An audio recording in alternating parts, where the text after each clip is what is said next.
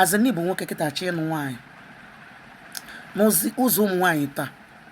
Nke izizi amarọ mma iru mana ọ ma ahaziri gị nri ofuma.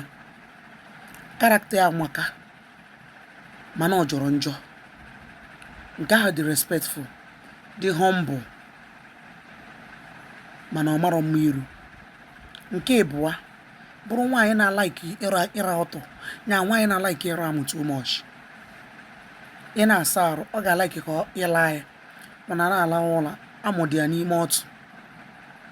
Ị nọ na shop ọgụbịa ọsị gị bebi ka anyị na yard ka unu jeela ọtụ. Nke ịtọ ịnụta nwaanyị bụ sọ mma, para ala, para ike, shepu ya bụ mmemme.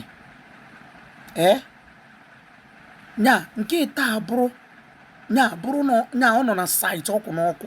Ọ bụrụ ana ọ nọ n'ebe Obi Kubana ha na-ego. Ọ bụrụ ana ọ nọ n'ebe Soludo na-ego. Ọ bụrụ anị ọ nọ n'ebe Tiger na-ego. Ọ bụrụ ana ọ nọ n'ebe President anyị Tinubu ya ego. Mana agwa ya rere ere. My brother, n'ụzọ ụmụ nwaanyị taa kedu nke ị ga-anụ? Any answer in the comment section.